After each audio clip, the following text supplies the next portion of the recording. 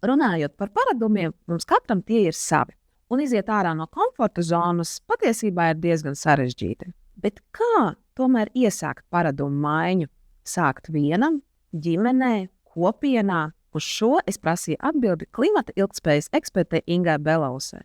Kā viņa redz situāciju, kā visvieglāk veikt kaut kādas izmaiņas savos paradumos? Šobrīd skolu programmas vai skolu izglītība piedāvā daudz dažādas foršas iespējas izvēlēties alternatīvas, jo šī pieminētā ekoskola programma ir tā, ko skolas var izvēlēties vēl papildus tam, ko viņi dara. Un tādējādi viņi skolās var kādu skolas mācību gadu veltīt saturam, piemēram, par pārtikas patēriņu, vai par transporta lietām, vai par klimata pārmaiņām, vai par atkritumu neradīšanas jautājumiem.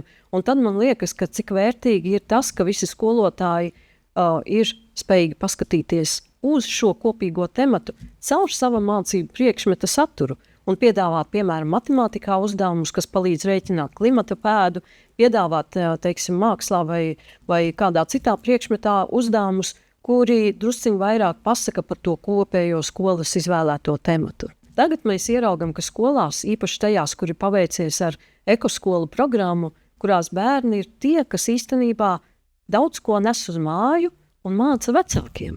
Jo citu reizi arī vecāki ir tie, kuri saka, bet paklau, kāpēc tas ir jādara? Un tad bērni ir spējīgi pastāstīt, ko viņi skolā ir runājuši, ko viņi ir atklājuši, ko viņi ir pētījuši skolā, un vecāki ir spiesti arī aizdomāties, un tādējādi arī daži labi skeptiskāki vecāki arī pavelkas uz pārmaiņām.